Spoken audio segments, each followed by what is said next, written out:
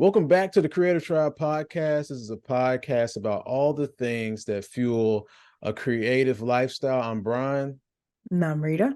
And together we are Label Me Other. Label Me Other is our production company, and our goals are to create creative problem solvers and to help you skyrocket in content creation. If this sounds like something you're interested in, give us a like, a follow, and subscribe wherever you might be listening or watching. If you have any questions about content creation, starting a creative lifestyle, or if you want to just work with us, send us an email at labelmeother@gmail.com.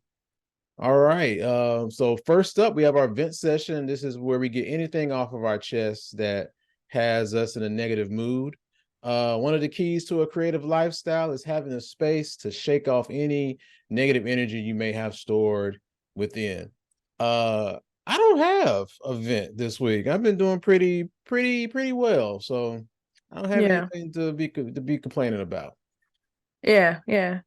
I feel pretty much the same way. I don't really have anything to vent. I'm trying to stay in a shake it off mentality and keep it pushing Mm, mood, which is new for me. So mm. I'm leaning into it. All No, right. All no right. vents. All right, cool. No vents. Let's just get into our main topic. And today I want to talk about the foundation of creative problem solving. And so this is basically my foundation to creative problem solving. People may have different ways that they approach the problem solving, but this is mine, and I just want to share it. And maybe those of you listening and watching can, take whatever you can from it, use it, improve on it, add on to it, whatever. So the first step in that process is where you gather your thoughts and ideas.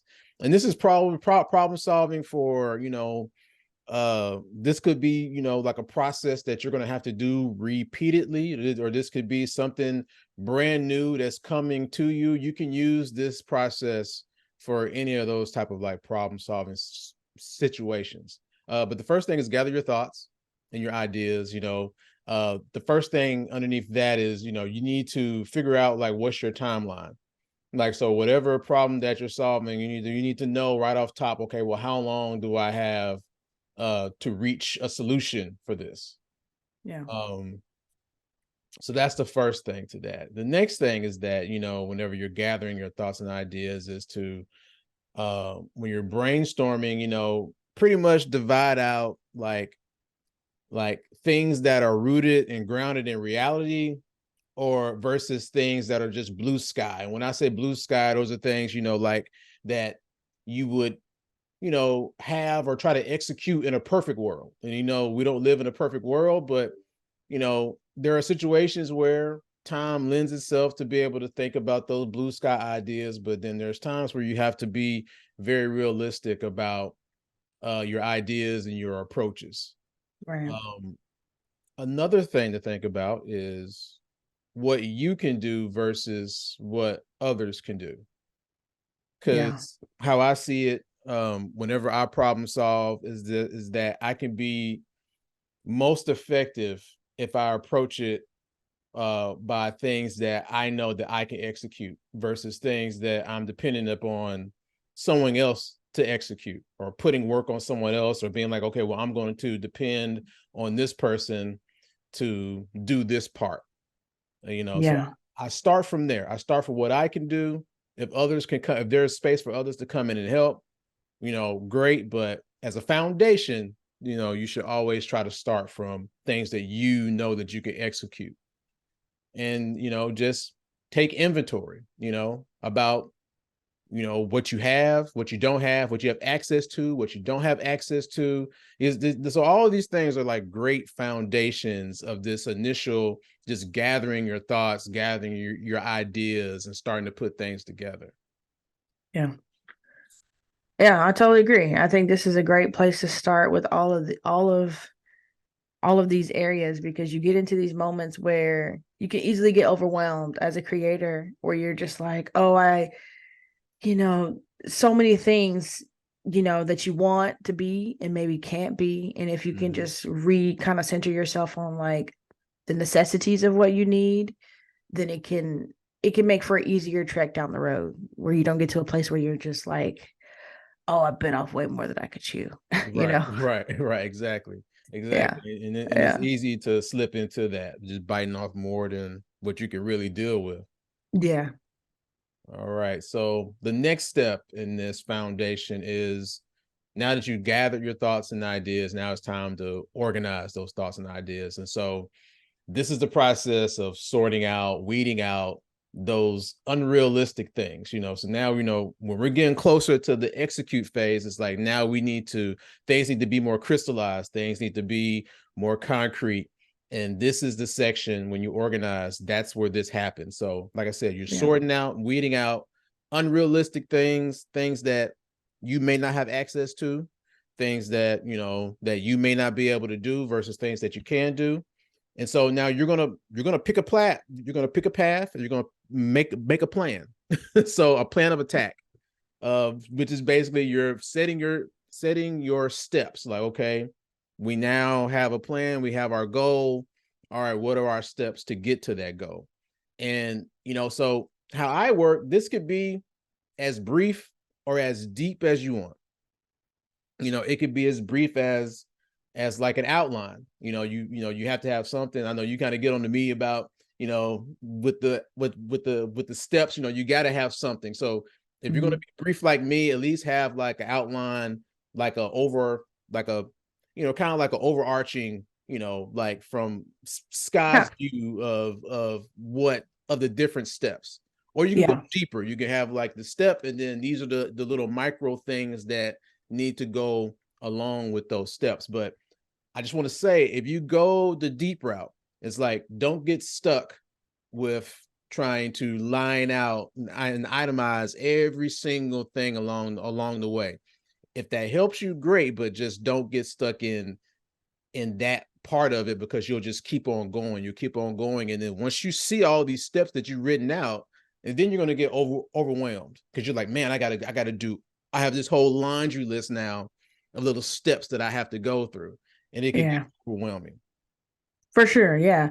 And I think, yeah, back to your point, like you have to know what type of creative you are. If Mhm. seeing steps is going to help you, because a lot of people, well, not a lot of people, some people, I think I'm one of them. I like to check things off a list. I like to be like, oh, I feel so good. I put a check next to that. It's Mhm. done. It's over. And also to be able to go back and reference sort of where I've been and maybe the steps I took. But if you put out a whole list of things and then it's like, oh my gosh, I can't even start because I'm in paralysis, then it didn't Yes. help. It didn't help you. So it's Mm-mm. all about what is best for you, knowing what works for you to be the best sort of implementer throughout your journey and making sure that you're hitting the benchmarks that you need to hit. Right, right, right.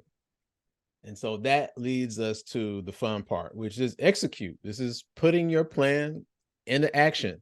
Yeah. And so what I've learned is sometimes you're just so focused on executing the plan, and you're not being self-aware, because while you're executing, you're also taking notes on the side and you're evaluating. You're constantly, so in my opinion, to be a really good creative problem solver is like you're constantly shaping and chiseling away at your process to try to make things more efficient, to try to make things better.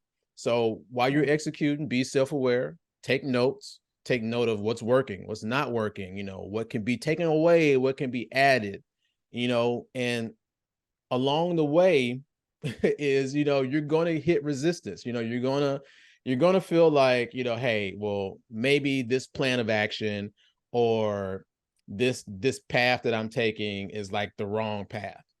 And you're going to feel like that. You're going to feel like you're spinning your wheels. You're going to feel like that the plan just isn't working. And and I find that it's always like right after, once you push through those moments of frustration or hitting that wall, is when Mhm. you have a breakthrough in your process and things start actually working and moving smoother. Yeah. Yeah. Yeah. I'll be the first to say, like, execution for me is like, it's my biggest hiccup, I think, which you would think it wouldn't be. But it is my biggest hiccup. And actually in the next podcast, I'm going to talk about ways to help with execution. So stay tuned for that next week. But Mhm. yes, execution it's a tough beast. It seems like so easy, like, oh, you got all these plans, all these steps. Okay, great. Let me go ahead and just do it now. And it's just like it isn't quite that simple. So so yeah, it's if you struggle with execution, you're not alone. Right, right, right.